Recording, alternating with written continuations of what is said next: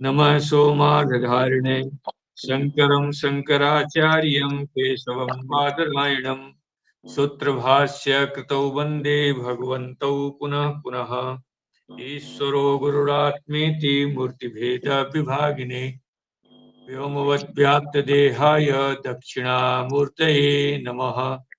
ओम शांति शांति शांति।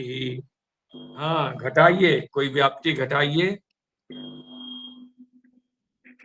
माने कल व्याप्ति माने आपके सामने एक पदार्थ आया था, व्याप्ति ज्ञानत्वेन व्याप्ति ज्ञान जन्य।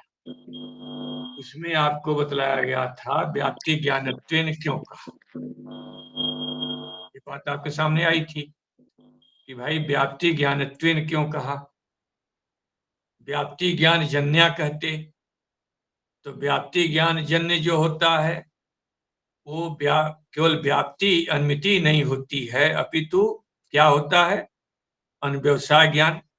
व्याप्ति ज्ञान का जो अनव्यवसाय ज्ञान होता है वो भी होता है। व्याप्ति ज्ञान की स्मृति होती है और व्याप्ति ज्ञान का शब्द बोध होता है। एक कोई शब्द कहा जाएगा, उसके उस शब्दों का बोध होगा, ही शब्द बोध होता है। व्याप्ति ज्ञान कहने से व्याप्ति ज्ञान का जो शब्द बोध होगा, तो कहते हैं ये चार होते हैं। व्याप्ति ज्ञान जन्य कौन होते हैं? चार होते हैं, लेकिन चारों के अवच्छेदक भिन्न भिन्न। जब व्याप्ति ज्ञान से जन्य जब कहेंगे, अनुमिति लेंगे, तो उस समय व्याप्ति ज्ञानत्वेन व्याप्ति ज्ञान से जन्य अनुमिति होती है। और जब अनुव्यवसाय लेंगे, व्याप्ति ज्ञान रूप व्यवसाय ज्ञान से जन्य जो अनुव्यवसाय ज्ञान होगा, ठीक, तो उस समय क्या होगा कि वो जो अनुव्यवसाय होगा वो विषयत्वेन जो होगा, विषयत्वेन व्याप्ति ज्ञान जन्य अनुव्यवसाय होता है। और व्याप्ति ज्ञान की जो स्मृति होगी वो समान विषय अनुभवत्वेन होती है, वो व्याप्ति ज्ञानत्वेन नहीं होती है।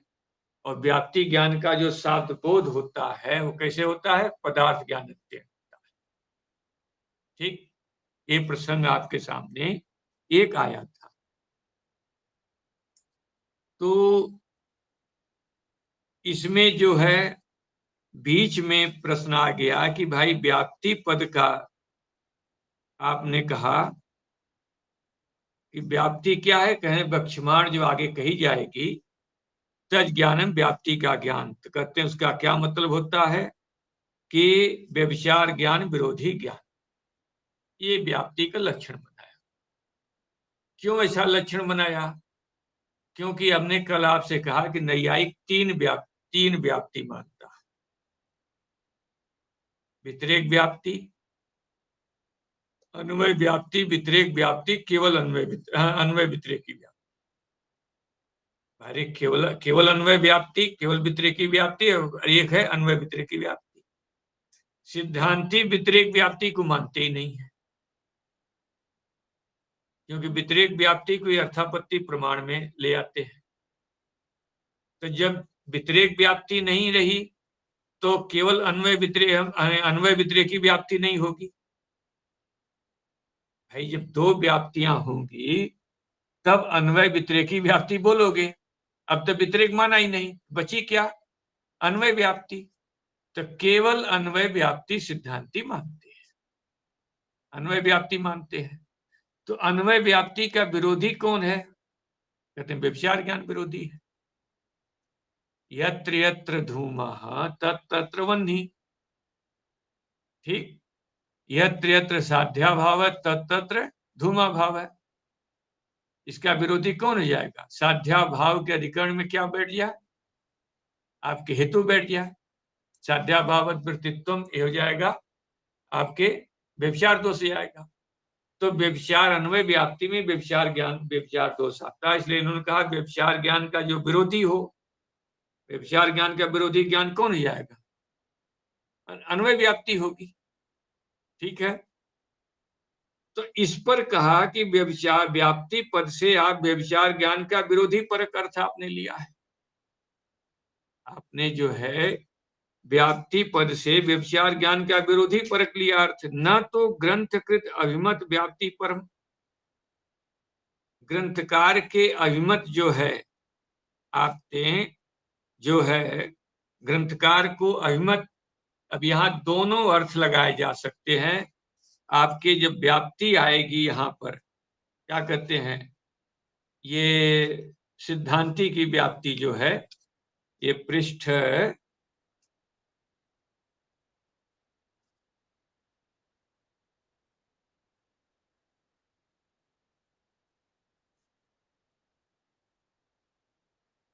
ये 116 पर, अशेष समाना अशेष साधना आश्रय आश्रित साध्य समानाधिकरण रूपा,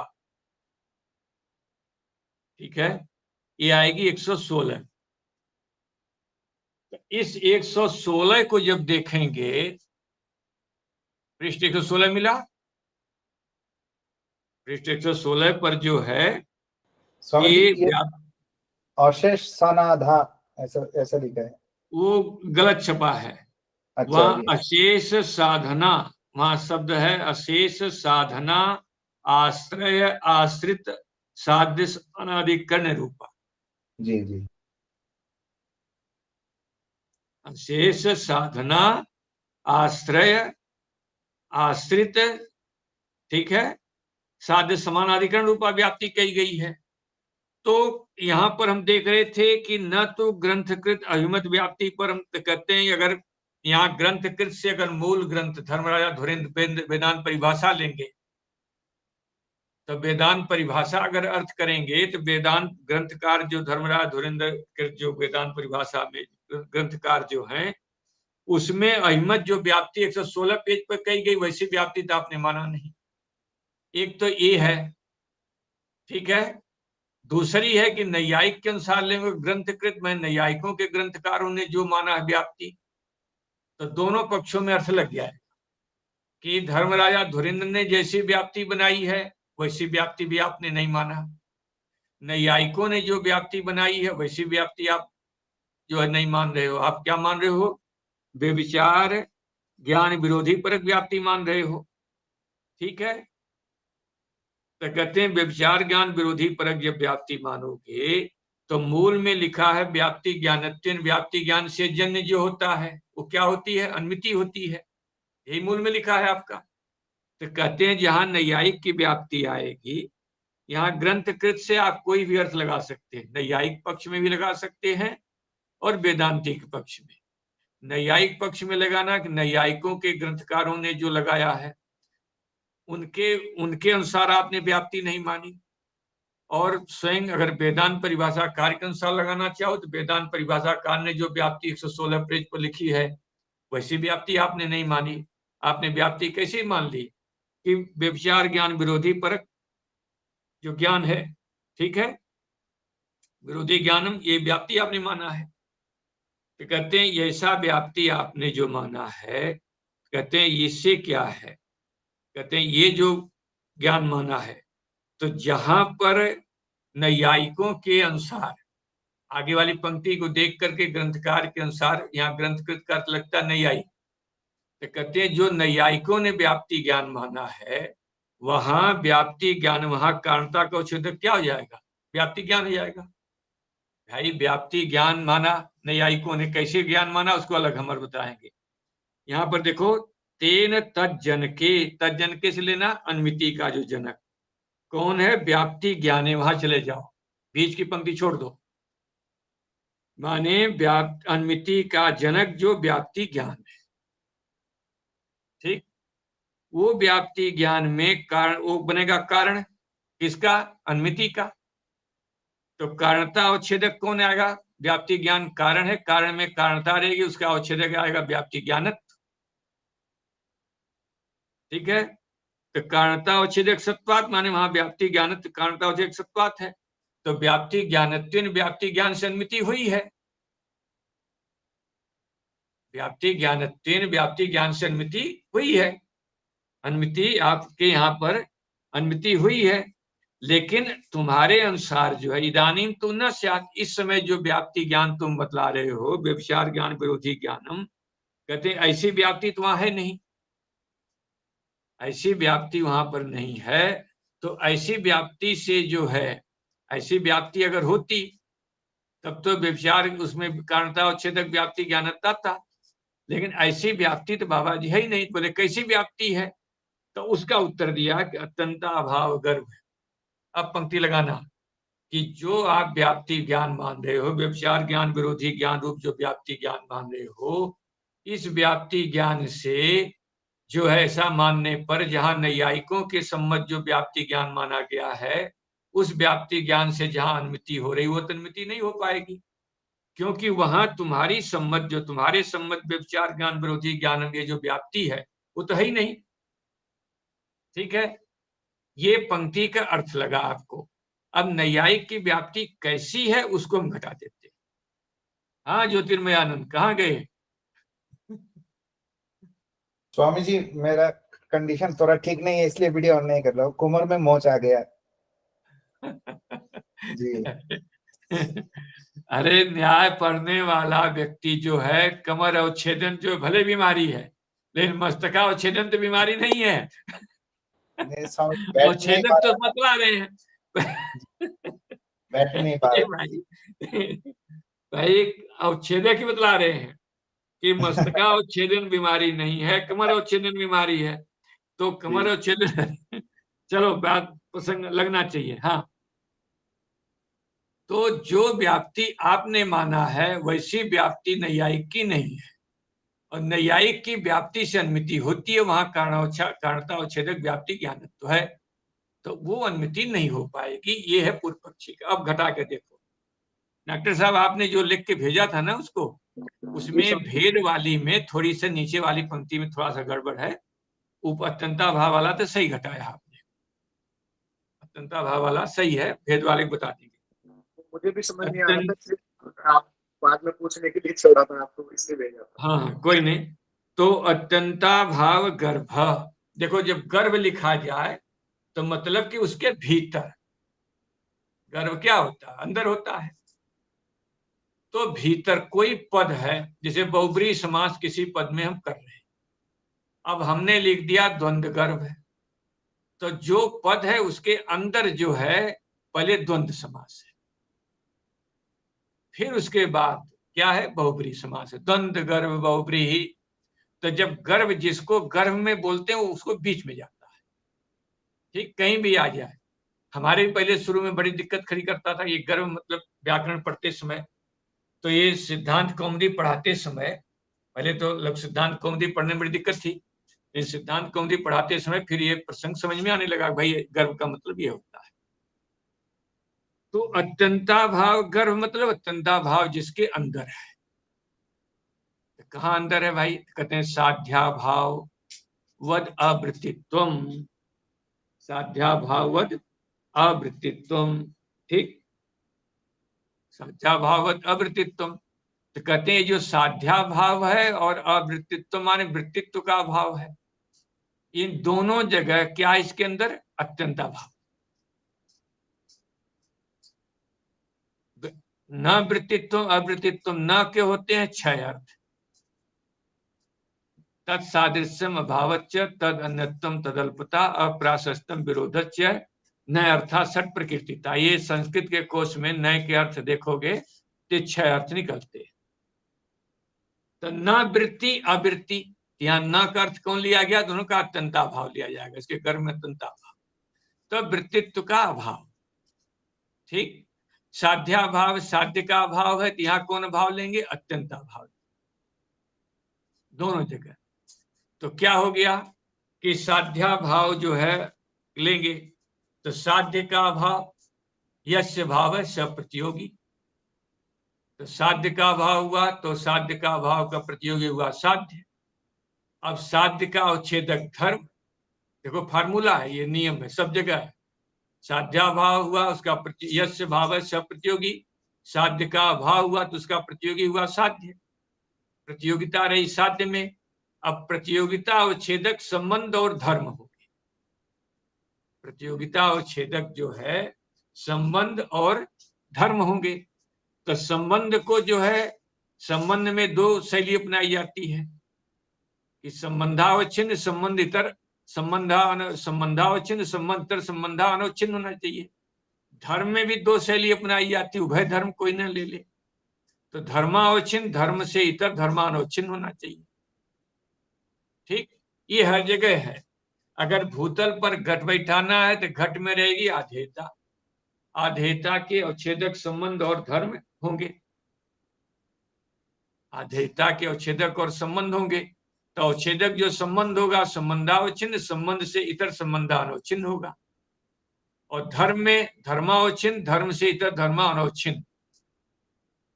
न्याय के फार्मूले पकड़े जाते हैं, न्याय रटा नहीं जाता, कभी भी न्याय रटने की कोशिश नहीं की जाती। व्याकरण रटने वाला विद्वान होता है, न्याय समझने वाला विद्वान होता है। न्याय को समझ लिया, फार्मूला समझ लिया, तो वो गाड़ी चलती रहेगी, कहीं पर भी आप बोल सकते हैं। तो अत्यंता भाव गर्भ, अत्यंता भाव जो है गर्भ में है। तो किसमें गर्भ में? तो साध्या भाव अवृत्तित्व में साध्य का जो भाव है, कौन सा भाव लिया जाएगा? अत्यंता। और अवृत्तित्व में वृत्तित्व का भाव जो लेंगे, कौन लेंगे? अत्यंता। ठीक, अब लगाओ। तो साध्य का भाव, साध्य का भाव को कैसे बोला जाएगा? जैसे वन्नी का भाव, कोई एक ले लो, वन्नी का भाव।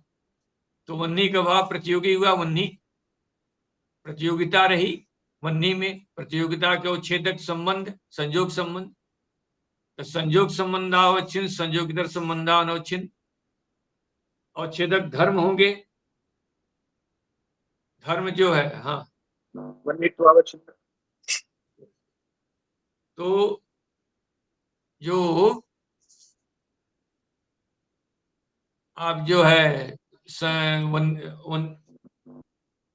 संयोग संबंधावच्छिन्न, संयोगितर संबंधावच्छिन्न, नित्वावच्छिन्न, इतर धर्म नहीं, संयोग संबंधावच्छिन्न, संयोगितर संबंधानवच्छिन्न, वन्नित्वावच्छिन्न, नित्य इतर धर्मानवच्छिन्न। ठीक है, वन्यनिष्ठ प्रतियोगिता का अभाव हुआ।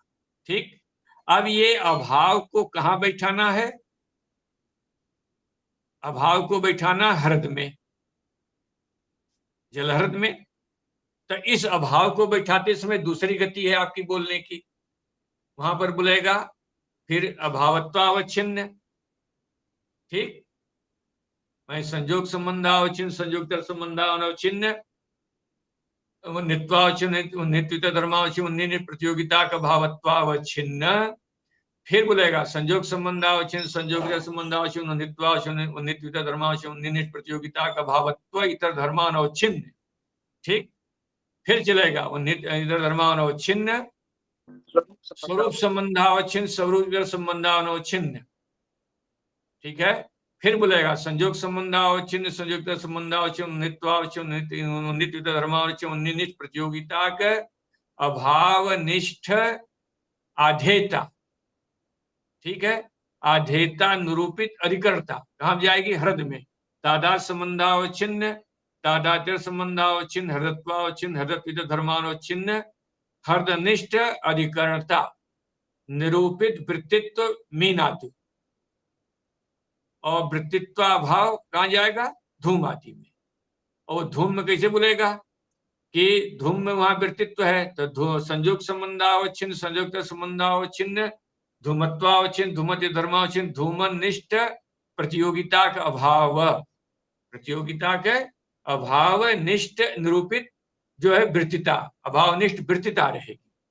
ठीक है, उसमें जो है या धूमा भाव में वृत्तिता रही, धूम में वृत्ति नहीं रही, वृत्तिता वृत्ति है आपके उसमें मीन में है, वहां पर अवृत्तित्व किसमें है? धूम में है। तो धूमा भाव उसमें बैठाना, धूमा भाव के ढंग से बैठा देते हैं। तो ये है, अगर लोग बोलने वाले यही बोल देते हैं कि निरूपित वृत्तित्व मीन आदव, अवृत्तित्व धूम आदव, इतने बोल के छोड़ देते हैं। ठीक, अब आइए दूसरे व्याप्ति कौन है? अनुन्या भाव। दूसरी व्याप्ति कौन है? अनुन्या भाव गर्भ, माने जिसके गर्भ में क्या है? अनुन्या भाव। जैसे साध्या भाव अवृत्तित्व में अभाव पद से किसको ले रहे थे आप? अनुन्या भाव। अब यहां पर साध्यवत, साध्यवत भेद लेना है, साध्य वाले का भेद। ठीक, माने अनुन्या भाव में साध्य वाले का, अनुन्या भाव गर्भ में है, यहां भेद लिया जाएगा। तो साध्य हुआ वन्ही, साध्यवत हुआ कौन? जलहृद। ठीक ने? नहीं साध्यवत तो मानस नहीं होगा। नहीं नहीं, गड़बड़ थोड़ा। साध्य हुआ वन्ही, साध्यवत हुआ महानस। ठीक है, वन्ही वाला कौन है? महानस है। उस महानस का भेद कहाँ है? जलहृद। ठीक है, उस जलहद में फिर क्या है कि वहां पर वृत्ति किसकी है? मीनादि की। तो लेकिन ये भेद लेना है हमें, वृत्तिता नहीं लेने, भेद लेना है, तो वहां पर वृत्ति दिखाना ही नहीं है। तो अनोन्या भाव का निरूपित जो है क्या हो जाएगा कि जिसमें आपने लिया है, चलो लो, कोई नहीं, आपके असमानाधिकरण आना चाहिए। ठीक है, घट जाएगा। तो घटाइए। तो साध्य हुआ वन्ही, साध्यवत हुआ मानस, मानस का भेद गया जलहद में। उस जलहद में क्या है कि धूम का अधिकरण जलहद नहीं बनना चाहिए, उसमें जलहद में धूम वहां नहीं रहना चाहिए। ठीक, वहां रहना चाहिए कौन? वहां रहेगी कौन? मीन आदि रहेगी। ठीक है, तो वहां मीन आदि के हमने जाए, वहां पर धूम को नहीं रहना चाहिए। तो जिस अधिकरण में महानस का भेद है, उस अधिकरण में धूम नहीं बैठा है। ठीक है, अगर धूम बैठता, अगर धूम बैठता तो एक अधिकरण में अगर दो बैठते हैं तो उसको समानाधिकरण कहते हैं, और एक का दूसरे के साथ संबंध जो होता है वो कौन होता है? समानाधिकरण्य संबंध होता है। ठीक, तो ये कह रहे हैं कि अनोन्या भाव जो है, पृथ्वी का अनोन्या भाव गया जलहद में, वहां पर जो है धूम है नहीं, अतः धूम के साथ उसका असमानाधिकरण है। उस अधिकरण में धूम नहीं रहता है। अगर धूम रहता तो उसका समानाधिकरण हो जाता, उसमें धूम नहीं है, इसलिए असमानाधिकरण होने से वो उसमें लक्षण चला जाएगा। ठीक, अब जो तुष्ट हेतु उसमें नहीं जाएगा, तुष्ट हेतु में घटा लो। जैसे धूमवान वन्य, उल्टा कर दो अनुमान को, पर तो धूमवान वन्यमत्वात्। ठीक है, ये हेतु कैसा है? व्यभिचारी हेतु है, क्योंकि वन्नी का जहां है, वन्नी के अभाव क्या है? पर तो धूमवान वन्य। तो जहां धूम का अभाव है वहां पर वन्नी है गोलक में, ये दुष्ट हेतु है। अब इसको घटा के देखो तो साध्य कौन हुआ? धूमवत कौन हुआ? आपके जो है धूमवत हुआ महानस। ठीक है, धूमवत कौन हुआ? मानस हुआ। मानस का भेद है गोलक में है, गोलक में है, और वहां पर वन्नी बैठा है। तो वो साध्यवत प्रतियोगिक अनोन्या भाव का जो अधिकरण है आपका गोलक, उस गोलक में वन्नी के रहने से वन्नी के साथ उसका समानाधिकरण नहीं आएगा। असमानाधिकरण नहीं आएगा तो उसमें लक्षण नहीं आएगा, तो उस हेतु में लक्षण नहीं गया। ठीक है, तो इस प्रकार से कहते हैं ये दो व्याप्ति ज्ञान है। अब आप इसके अनुसार अपना घटा लेना कि महानस का भेद जो है कहाँ बैठाना है आपको? जलहृद में। ठीक है, उस जिस अधिकरण में ये भेद वैसा है, उसी अधिकरण में हेतु को नहीं रहना चाहिए। अगर उसी अधिकरण में हेतु रह गया तो वहां पर समानाधिकरण हो जाएगा। अगर वहां हेतु नहीं रहता है तो क्या हो जाएगा? असमानाधिकरण हो जाएगा। स्वामी जी, तो यहाँ हेतु के अभाव का तो समानाधिकरण ने कहा जा सकता है, हेतु का तो नहीं बनेगा। तो हेतु का अभाव यानी कि धूम का भेद, धूमा भाव, ये तो ऐसा है यहाँ पर हमें असमानाधिकरण्य हेतु में ले जाना है।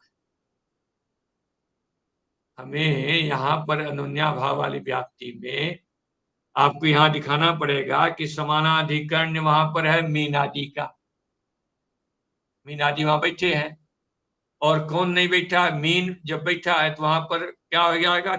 जल में जो है मानस का भेद है, जहां मानस का भेद बैठा है वहीं पर क्या है, मीन आदि बैठे हैं। तो मीन में मानस का समानाधिकरण कौन नहीं बैठा है, धूम नहीं बैठा है, तो मानस का वहां पर क्या है, असमानाधिकरण।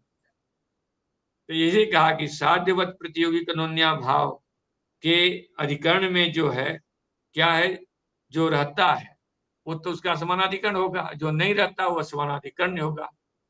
ये असमानाधिकरण लेने पर, ऐसा व्याप्ति ज्ञान लेने पर कहते हैं यहां पर भी इस व्याप्ति ज्ञान में भी कारणता और छेदक कौन बनेगा, व्याप्ति ज्ञानत्व। तो व्याप्ति ज्ञानत्व व्याप्ति ज्ञान से जन अनुमति हो जाएगी।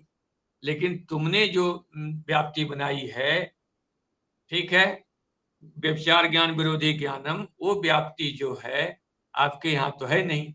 अतः यहाँ पर तुम्हारे यहाँ जो है कारणता और छेदक जो है व्याप्ति ज्ञान अत्यंत व्याप्ति ज्ञान से जन जो अनुमति हो रही है वो नहीं हो पाएगी। ये है पूर्व पक्षी का कथन।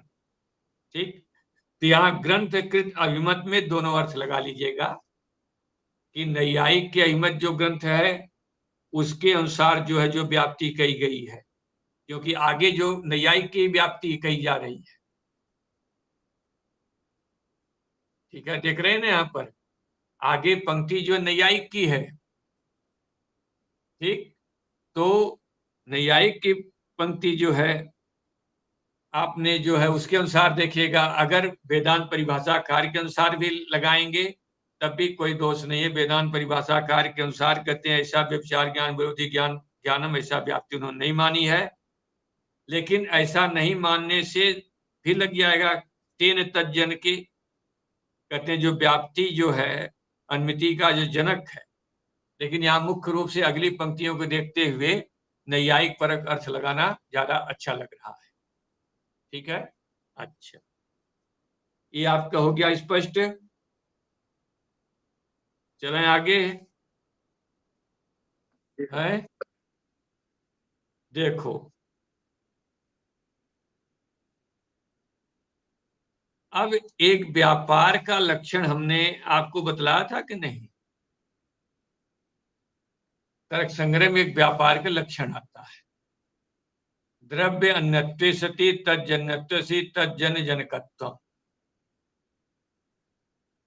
ये व्यापार का लक्षण है। व्यापार का लक्षण जो है द्रव्य अन्यत्वे सति तज्जन्यत्वे सति तज्जन्य जनकत्व। अब देखो ये घटा लो, लक्षण ये तर्क संग्रह में है। तर्क संग्रह में जहां करण का लक्षण चला है ना, असाधारण कारणम करणम, वहां पर देख लीजिएगा ये लक्षण आपको मिलेगा। अगर असाधारण कारण को करण कह देंगे तो व्यापार में तो व्याप्ति हो जाती है। तो पहले व्यापार का लक्षण आप समझ लो। क्या कहते हैं, व्यापार क्या होता है, द्रव्य से अन्य होता है। जैसे कोई एक पकड़ लो, चक्र को घुमाते हैं, कुम्हार जो है चक्र को घुमाता, चक्र जो होता है जिस पर बर्तन बना रहा है, ठीक, तो दंड से चक्र को घुमाया तो वो दंड में जो भ्रमी उत्पन्न हुई, दंड घूमना शुरू हुआ, उसमें भ्रमी उत्पन्न हुई, तो वो भ्रमी क्या है, व्यापार है। तो हम लोग त्रिभुज बनाते थे ऐसे पढ़ते समय, त्रिभुज, त्रिभुज होता है ना, ऐसे ऐसे खाएंगे त्रिभुज बन गया। अब त्रिभुज में ए बी सी, ये बी और सी तीन रख लेते थे। तो आप त्रिभुज बनाइए और एक त्रिभुज के एक स्थान पर रखो दंड और बी के स्थान पर रखो भ्रमी और सी के स्थान पर रखो घट। त्रिभुज बना, त्रिभुज बनने के बाद ए बी सी लिखो, वहां पर ए पर जो पहला नंबर पहला कोना है ए पर लिखो दंड, बी पर लिखो भ्रमी और सी पर लिखो आप घट। अब भ्रमी ये व्यापार है, ठीक है, क्रिया है। तो कहते हैं ये व्यापार कैसा है? द्रव्य अन्यत्वे सति, द्रव्य से अन्य है। क्रिया है, व्यापार तो क्रिया है ने, क्रिया अलग पदार्थ है, द्रव्य अलग पदार्थ है। तो द्रव्य अन्यत्वे सति हो गया। तज्जन्यत्वे से, दंड से जन्य है। कौन? भ्रमी, दंड से जन्य है। और तद जन्य जनकत्वम, दंड से जो जन्य है कौन? घट। उस घट का जनक कौन है? भ्रमी है। तो पहले ए से दौड़ के बी पर जाना है। द्रव्य अन्यत्वे सति तो सरल है, भ्रमी जो है क्रिया है, द्रव्य से अन्य होगी। उसके बाद तज्जन्यत्वे से तत् से लेना कि ए से जन्य है बी। ठीक। और फिर तज्जन्यत्वे लिखा है, फिर ए से जन्य है सी और सी का जनक है बी। ठीक हुआ। तो दंड से जन्य भ्रमी है, दंड से जन्य जो घट है उस घट का जनक भी भ्रमी। ये भ्रमी क्या है? व्यापार। हाँ, ठीक।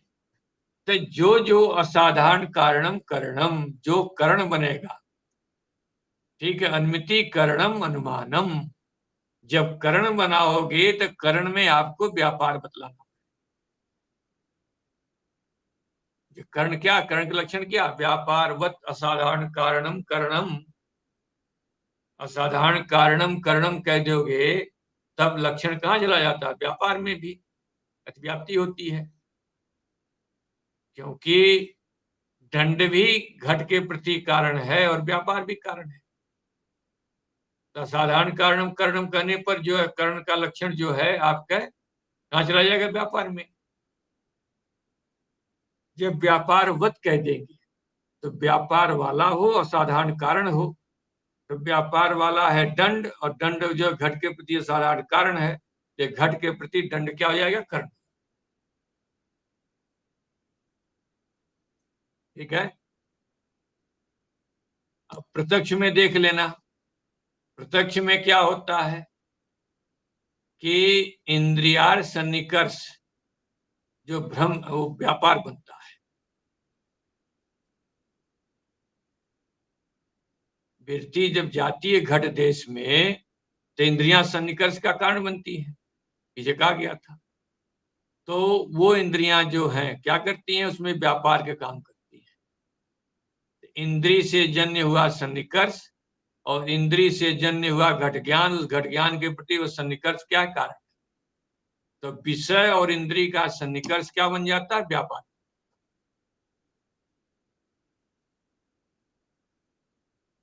घटी त्रिभुज बनाकर रखो, ए बी सी, कहीं व्यापार घटाना हो तुरंत ए बी सी बना लिया।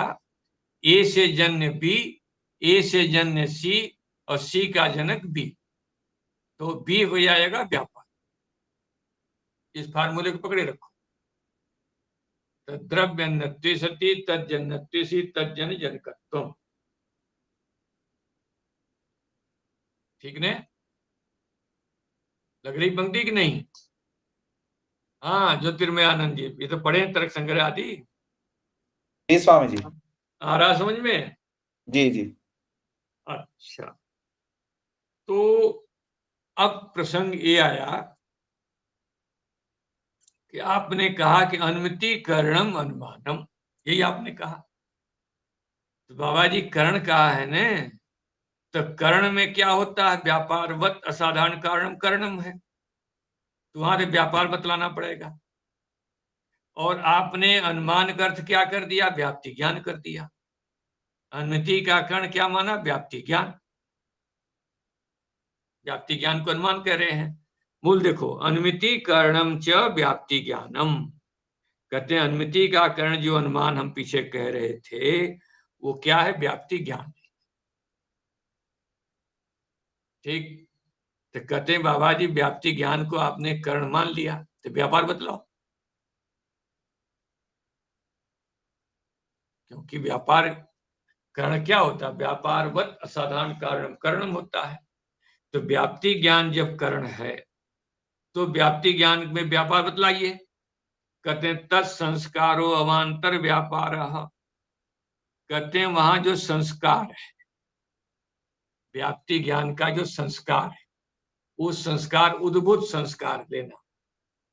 ठीक है, वहां पर क्या कहना, उद्भूत संस्कार लिया जाता है। ध्यान रखिएगा, संस्कार लेते हैं उद्भूत। तो जहां जहां धूम होता है वहां वहां वन्नी होती है, उसको व्याप्ति ज्ञान था। क्या था उसको? व्याप्ति ज्ञान था। जहां जहां धूम होता है वहां वहां वन्नी होती है, ये व्याप्ति ज्ञान था। अब वो व्याप्ति ज्ञान का, उस व्याप्ति ज्ञान का अनुभव उसने कई जगह किया था, तो व्याप्ति ज्ञान का अनुभव होने से क्या, उसका संस्कार पड़ जाएगा। ठीक है, अब संस्कार हो गया। अब जब वो धूम को देखता है, धूम को देखता है, तो धूम में क्या है, व्याप्ति ज्ञान है। तो व्याप्ति ज्ञान तुरंत होता है, यत्र धूम तत्तत्वन्नी। ठीक है, तो कहते हैं वहां पर धूम को देखते ही क्या हुआ, पक्ष पर धूम को देखा कि पक्ष पर जो पर्वत पर धूम है, ये देखा। तो उसके देखते ही उसको क्या, उस संस्कार को उद्बोधन हो गया। ठीक है, ठीक। तो वहां पर व्याप्ति ज्ञान का, व्याप्ति ज्ञान के संस्कार का उद्बोधन हुआ। संस्कार को उद्बोधन ही व्याप्ति ज्ञान का स्मरण हो गया। तो व्याप्ति ज्ञान हो गया, माने कि पक्ष पर धूम देखते ही उसे व्याप्ति ज्ञान का जो संस्कार था वहां पर व्याप्ति अनुभव से जो संस्कार था उसका उद्बोधन हुआ। और उस संस्कार को उद्बोधन होते क्या है, व्याप्ति का स्मरण हो गया, व्याप्ति ज्ञान का स्मरण हो गया। तो तुरंत व्याप्ति ज्ञान का स्मरण होता, तो व्याप्ति ज्ञान हो जाएगा करण, और जो संस्कार है व्याप्ति ज्ञान का संस्कार, वो हो जाएगा व्यापार। ठीक है, और उससे जन्य, व्याप्ति ज्ञान से जन्य हो जाएगा कौन, अन्विति। तो ए स्थान पर रखिएगा व्याप्ति ज्ञान, बी स्थान पर रखिएगा व्याप्ति ज्ञान का संस्कार, और सी स्थान पर रख लीजिएगा अन्विति।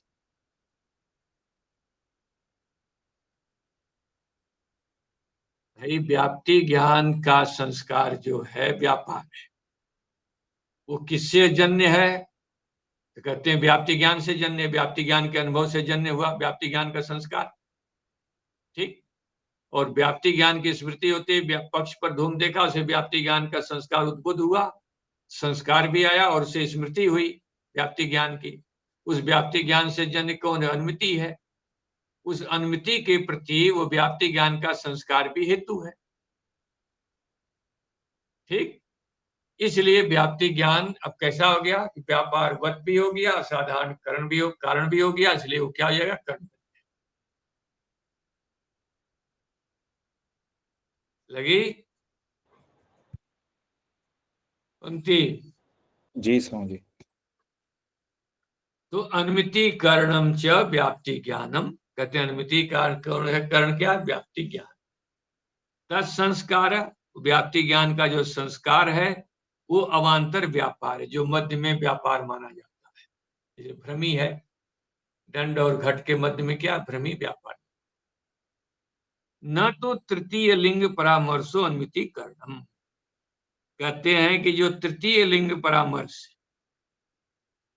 ठीक है, तृतीय लिंग परामर्श जो है उसको अनुमिति का कारण जो नैयायिक मानता है, कहते हैं वो हम उसको अनुमिति का कारण हम नहीं मानते।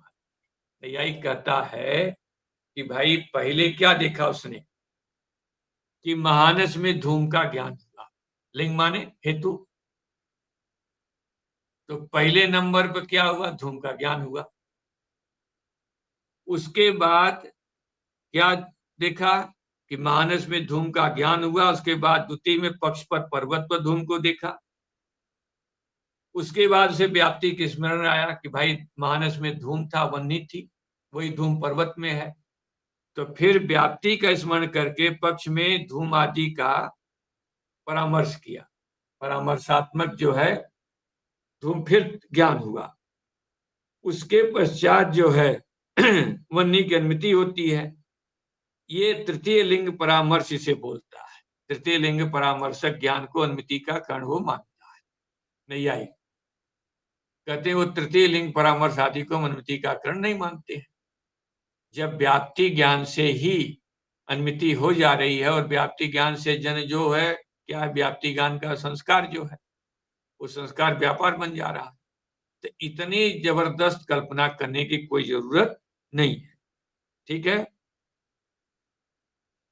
अच्छा जी, तृतीय लिंग परामर्श मतलब भाई तृतीय लिंग परामर्श आप जो है पदकृत में आप अपना देख लेना, तर्क संग्रह आप लोग पदकृत पढ़े हैं। विशिष्ट पक्षधर्मता ज्ञान परामर्श है। व्याप्ति विशिष्ट पक्षधर्मता ज्ञान है ना परामर्श। आप जहां पर लिखा है स्वार्थान्विति परार्थान्वित्यो लिंग परामर्श एव करणम, तर्क संग्रह में देखना, तस्मात् लिंग परामर्शो अनुमानम। तर्क संग्रह की पुस्तक होगी ना आप लोगों पर, कौन सी संस्करण ये तुम्हें पता नहीं है।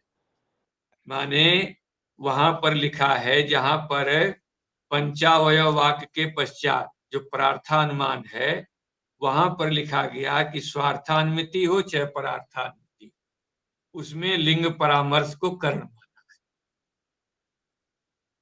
इसलिए लिंग परामर्श को नैयायिक क्या कहता, अनुमान कहता। हमारे यहाँ व्याप्ति ज्ञान कर्ण है, इसलिए व्याप्ति ज्ञान ही क्या अनुमान है।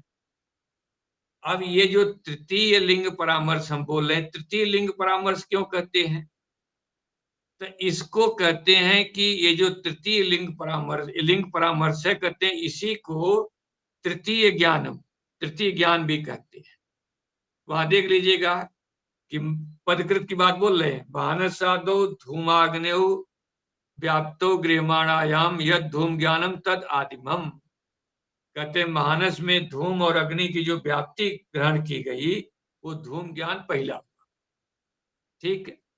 पक्षे यद धूम ज्ञानम तद द्वितीयम, पक्ष में जो धूम का ज्ञान हुआ वो दूसरा ज्ञान हुआ। अत्रैव वह्नि व्यापत्वेन यद धूम ज्ञानम तद तृतीयम, यहाँ वह्नि व्यापत्वेन जो धूम का ज्ञान हुआ तृतीय ज्ञान है।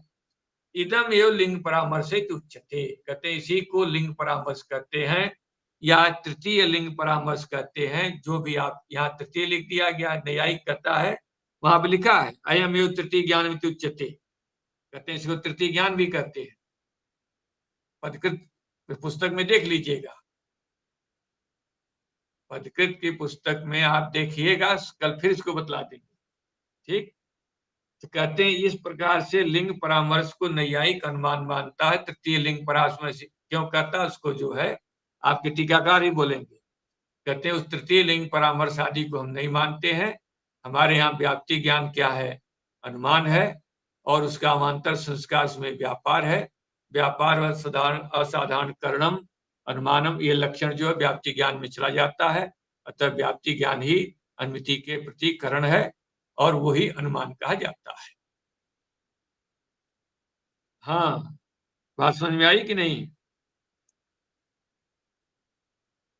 जी, इसको कल देखिएगा, फिर नहीं लगेगा तो आज मूल बतला दिए हैं, कल इसकी टीका बतलाएंगे। ये न्याय का पाठ है, अनुमान खंड कोई बहुत बड़ा पाठ नहीं है, थोड़े ही पेज हैं, बस इसकी पंक्ति समझ में आनी थोड़ी सी कठिन हो जाती है।